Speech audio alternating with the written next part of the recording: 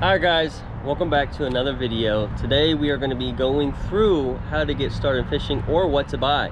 I have a special guest, my little brother, Matt Morales, or what's up guys? As you guys will hopefully soon know, Matt Tactical. We also have a little helper, and beside little Rowan, we're going to be talking about what to buy, budget, and what to use and what type parts the water. All right, we're at Academy. Let's go get in the store. Little baby bass. How do you get all that out?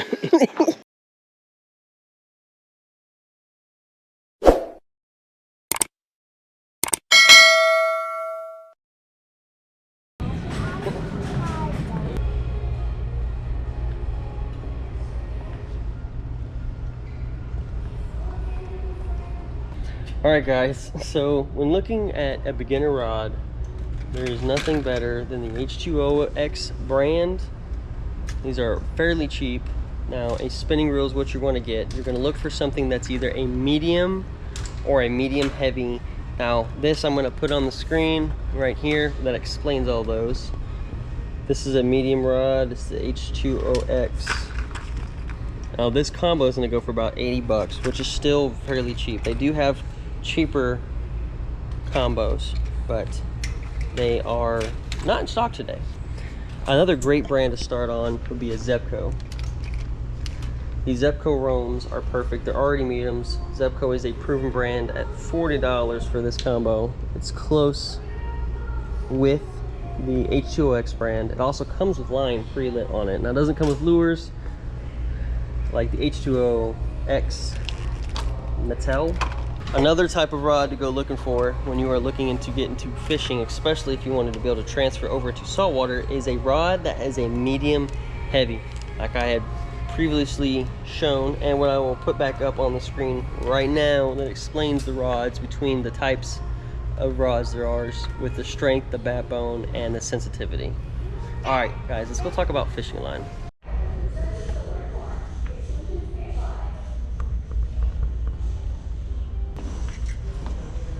Alright guys, we're talking about fishing line. That can be very confusing and very overwhelming, especially when you're looking for a budget.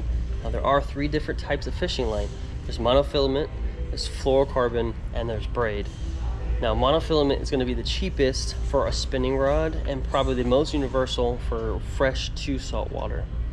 Second is going to be fluorocarbon. Fluorocarbon is going to be a lot more expensive, but it's going to be worth the money if you know how to use it. And then the third is going to be braid, which is the strongest of all types. All right, guys. Now that you have your fishing pole of choice, now this is a Lew's American Hero moderate fast action. It's a 6'6" spinning rod, perfect for beginner fishermen just learning. This is what we're going to do, learning how to put fishing line on your reel with your fishing rod attached. So first thing you want to do is get your fishing line stretched out. Find the top eyelet, which if you guys are not familiar, the eyelet are the holes of the fishing rod. So that is the eyelet. We're going to take the top of it, feed the fishing line through the top and each hole down to the actual reel. Why do we do it this way? This makes it easier when you are spinning it up to be able to cut it off when you have enough to tie it to the hook holder that is usually on most of these rods. Now, you don't have to do it this way. If you want to re-spool out your line from your reel each time you do it, that works fine too. I'm trying to show you the easiest way possible.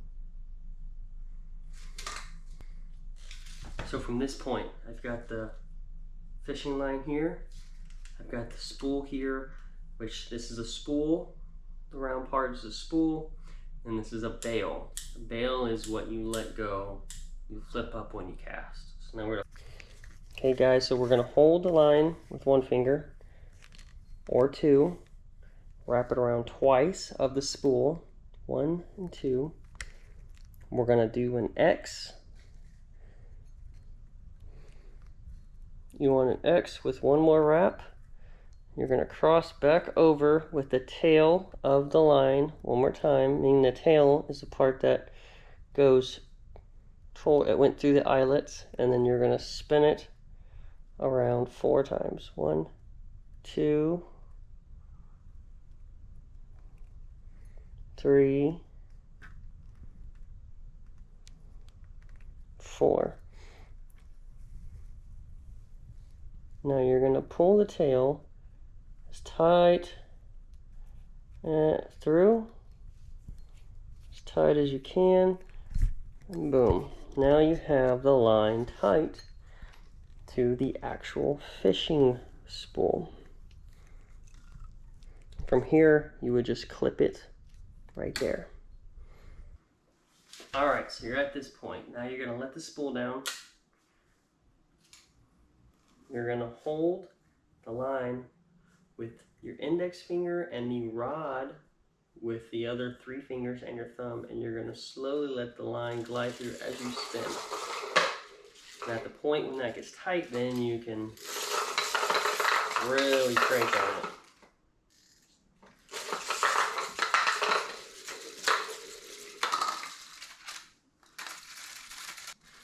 Alright, once you get your line, now you don't want it to get too close to the edge, otherwise you're going to get what's called a bird's nest. That's when the line starts spilling out. Just you have to pull out line until you can get it out, hold it down, and then re-spool it back up while you're out fishing. So, this is about perfect for this 300 reel.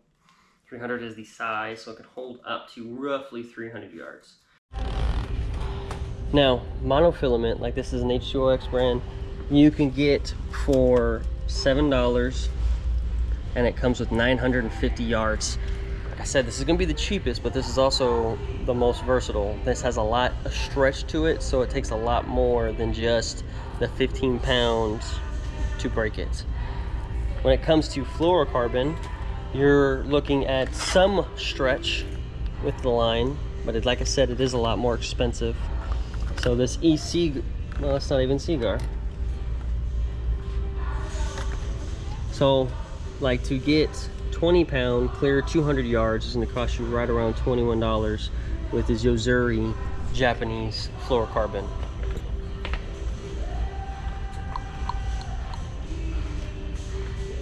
Now braid is going to be the strongest of all of them, but it is also going to be kind of in the middle of what the price is going to be. And braid does not break easy. Braid has no stretch. It is going to be what you use for frogging or very heavy fish. So 300 yards for 15-pound braid is going to run you, between $17 and $11. Now there are different types of footwear pounds, liters when it comes to braid. Braid, you're going to want roughly between anything less than 30 pounds is going to be a waste of money unless you know what you're doing and you've been fishing for a while. Damn, Mayfield, you're actually making me feel like, hi, Daddy. like I want to buy a bunch of stuff now. I'm getting into it. It's pretty cool learning all these different things and stuff. I've never gone fishing before, so it's pretty new to me. I like it. I like trying new things out, and Mayfield here, he pushed me to it, so we're gonna have a good time. All right, guys, so now we're gonna be talking fishing hooks and weights. So typically, right, you're gonna want a solid quality hook and a quality weight. Now when you're fishing for bass and bass alone, you really don't want to be going lighter than 3/16 or heavier than 3/8. So you have 2 options at that point. You have your tungsten and you have your lead weights. Now there's obviously different types of brands and different types of prices. I found the best that the Academy brand, you're gonna hear that a lot today, is gonna be the cheapest. This is the tungsten weight 3/8 for $15. 1/8, 1/8. And this is as heavy as you need to go, and that is gonna be for your fishing soft plastic lines. Now we're gonna show you the Eagle Claw weights. Now these are gonna run you $2, $1.50, $2. These are perfect fine. You don't need to go and break the budget for these, and these will work just fine. All right, guys, let's talk hooks. So another thing is you want a good quality hook for a cheap price. For $5, you can get these EWG extra wide hooks for $25, 3/0. Now when fishing for bass and you are using soft plastics, the 3/0 is the most universal you can get. There are 4/0s, 5/0s, but as you can tell, these 3/0s that are going for 25 hooks for $5, you go over here and you're gonna get the same 12 hooks for 3/0s for $5 with Eagle Claw laser. These G-locks, $5, and you get 5. That's a 5/0. Another type of hook to look into when you are bass fishing, and this is also very universal for a lot of other different types of fishing, live bait and saltwater, are circle hooks. Now, this is an octopus circle hook value, and it's gonna run you roughly $5. Again, you're not trying to break the bank when you're learning how to fish. So why go out and buy all the expensive stuff when you don't even know if you like it yet?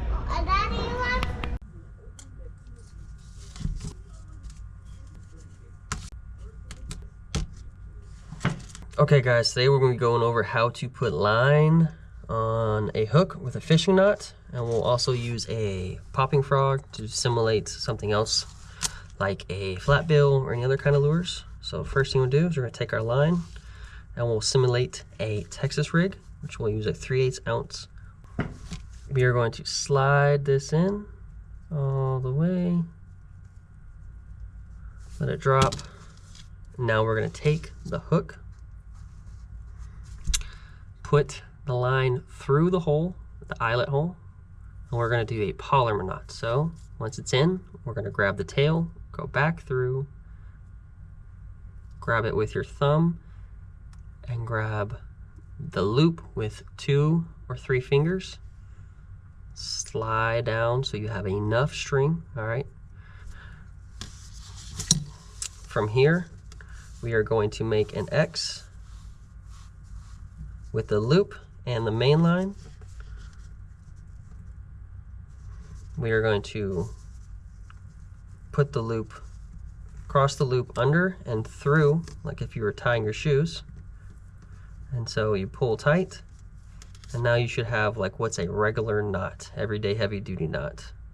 With this loop, you're gonna wrap it around the hook, and then you will pull until the line is tight. And from here, you would take your tail and clip it.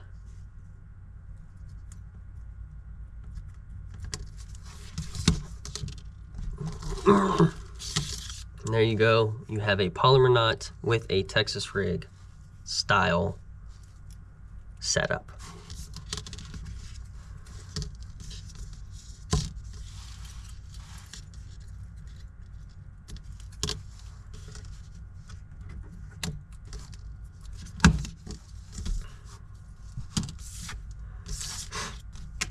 All right, so the next knot we're going to use is going to be a utility knot. The next knot we're going to use is going to be a utility knot, and that is what we're going to use for the frog. So you're going to stick the line through the eyelet of the frog, throw the frog down, and from here you're going to take just a good amount of line, maybe 4 to 6 inches of line from the tail to the frog. You're going to cross them over your 2 fingers. So you should have it cross like that with the tail and then the main line. And then you're going to wrap the tail around in through, making a loop of the main line. 1, 2, 3, 4, 5. You're going to slowly pull. That's exactly how that should be. And then you'll just snip.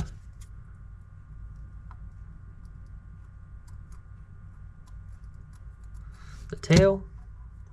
Boom. You've got a uni knot.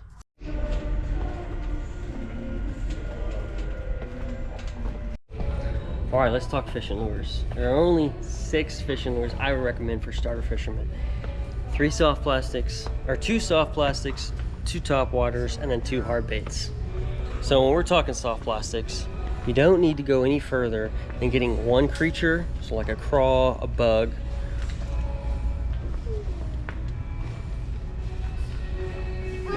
You have some. A craw or a bug. Now your other one would be obviously a worm, and there's different types of worms. You're gonna look at all of these and be super confused on what to get, what company to use.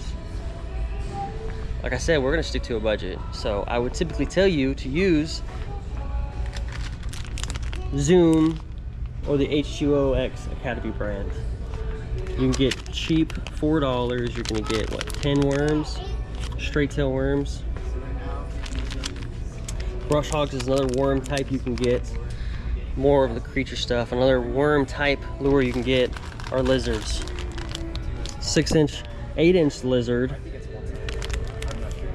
for $9 in a pack for $6. Now, creature baits is going to be more of like a bug or a crawfish. So let's take a look at these crawfishes.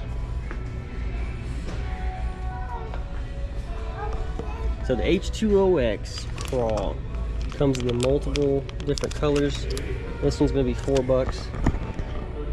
Super cheap, except we're not trying to break the bank. Now a little more expensive, but sometimes worth the money, is gonna be something like a rage tail bug or a rage tail craw. Now these rage tail bugs are perfect. It looks like a beetle and it looks like a craw at the same time when it moves through the water. Now my all-time favorite creature bait to use is obviously the bandito bug.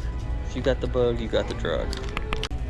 Alright guys, now we're going to talk hard baits. Now when I talk hard baits, I'm talking about a bait looking like fish. So you're going to want a rattle trap or rattle trap type, and then a square bill crankbait. So H2OX, $5, premium diver. It's going to dive between 3 and 6 feet. Perfect for that. So I would tell you to buy a square bill and then a rattle trap. $6 rattle trap. It's got knockers in the middle. They do have silent ones. All right guys, now we're going to talk about top water.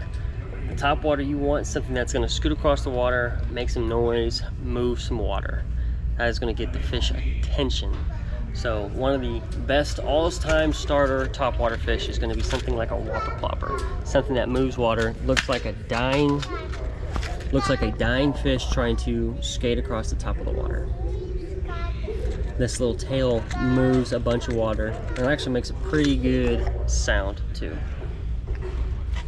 The next type of topwater I'm going to tell or recommend you to get is some type of frog. Bass fish and a lot of other different types of freshwater fish love frogs. It sits on top of the water and it pops along as you twitch the rod, and it makes it look like something dying on, mostly a frog. Bass love frogs. Okay, as you see, Matt is going to grab the line, flip the bail up as he leans back, and then he's going to flip his rod forward, which is going to be an overhead cast. The only difference between this and a side cast is that the fact that after Matt finishes throwing this, you're going to see me throw it from my side, my left side. As soon as the lure hits the water and or the bottom of the water I'm fishing, I'm going to close the bail and start reeling in. The next cast I'm going to show you is going to be the whip. It's the same thing as a side cast, except you are going to whip the lure around before you release it from your hands. The last is going to be the pitch. Matt is going to hold the line with the bail open, and before the line gets too far out in front of him, he's going to release the line to release the lure into a body of water. Alright guys, first fish. Alright guys, when you guys are setting a hook on a lure that has treble hooks, once you feel a bite, which is going to kind of feel in your hands like a dot dot dot or a big smack, you'll feel it with the sensitivity of the rod. You're going to lean on the opposite direction across your body or straight up above your head with the rod pulling towards yourself. Oh, am I on? There's no way I'm already on. You are setting the hook on a fish with using soft plastic. You are going to want to use your abdomen to jerk the rod across your body so that the hook will penetrate not only the soft plastic, but also the fish's lip. All right, guys, I appreciate you watching. Please like, subscribe, comment, share, and I will see y'all on the next one. You've got mail. You've got mail.